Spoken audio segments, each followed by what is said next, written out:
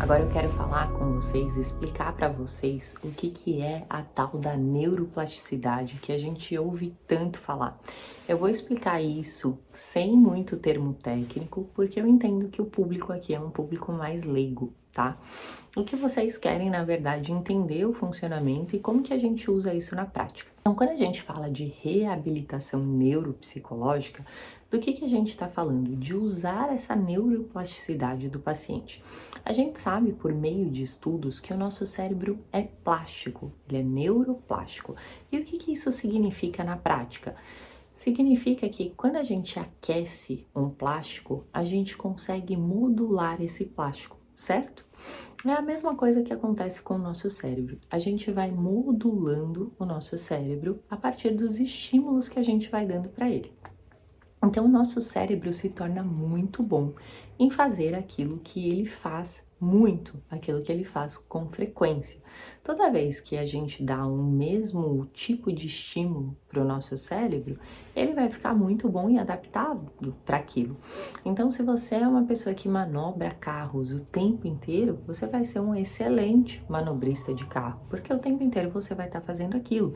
E vai chegar um momento em que aquilo vai ser até automático para você, que fica até difícil de você explicar para as pessoas como é que você faz aquilo, porque aquilo vai ocorrendo de uma forma automática para você. Então você meio que já não precisa mais pensar, você só faz. E isso vai acontecendo com coisas boas e com coisas ruins. Por exemplo, se você faz uso de algum tipo de substância, o seu cérebro fica muito bom em usar aquela substância, ou seja, ele se torna dependente, ele vai se neuromodulando e se adaptando para que aquela substância seja inserida.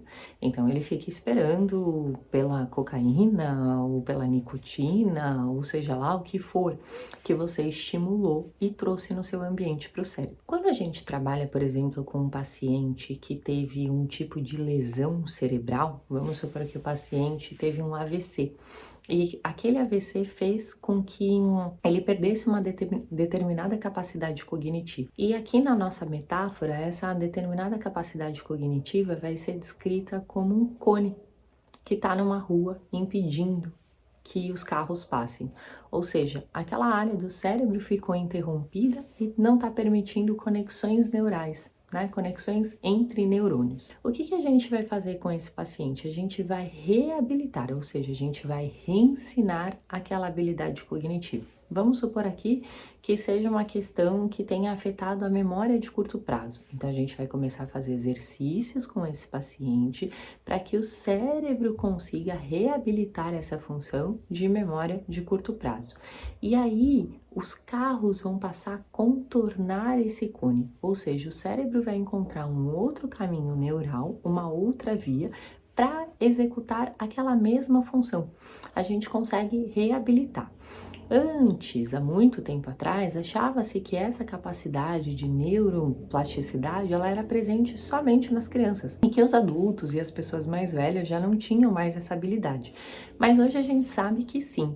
O que muda é que quando a gente é criança, quando a gente é adolescente, até os nossos 25, 30 anos, essa neuroplasticidade ela é absurda, ela é muito grande. Por isso que a gente vê que a habilidade de uma criança de aprendizado é muito maior do que de um adulto. Se você colocar uma criancinha para aprender qualquer outro idioma, ela consegue dominar isso com uma facilidade muito grande, porque esse cérebro tem muita plasticidade, ou seja, ele é muito maleável.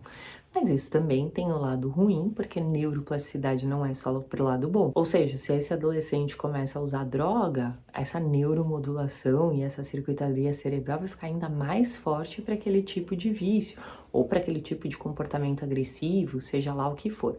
Mas nós sabemos hoje que idosos, que adultos também têm neuroplasticidade e a gente deve usar isso. E é justamente essa neuroplasticidade que é usada no tratamento do TDAH quando a gente fala de uma reabilitação neuropsicológica.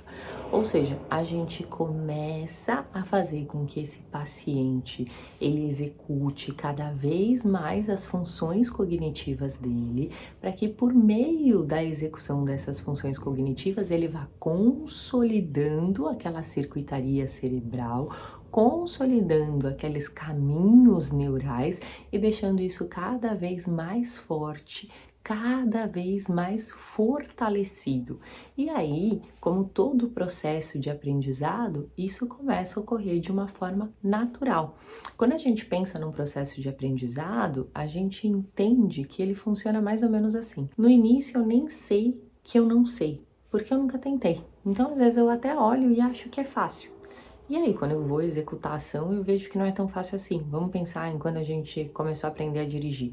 Você via as pessoas dirigindo e achava que era fácil. E aí, só quando você tenta dirigir, percebe que não é tão fácil, que você tem consciência de que você não sabe. Você sabe que não sabe e começa a fazer um esforço para saber. Então, você se dá conta e você começa a se esforçar, o que exige muito de você, o que faz com que você tenha que prestar atenção, com que você tenha que elaborar processos, com que você tenha que usar toda a sua habilidade de funções executivas para executação. E depois que você consolida aquele aprendizado, você o faz de maneira automática. A gente não pensa mais para tomar banho, a gente não pensa para se secar quando sai do banho, a gente não pensa para escovar os dentes. Esses processos acontecem de forma automática. E isso ocorre por meio da neuroplasticidade. Então é exatamente isso, e esse é o objetivo desse curso aqui, que vocês treinem cada vez mais as funções executivas de vocês para que esses processos fiquem tão consolidados que eles ocorram de forma automática.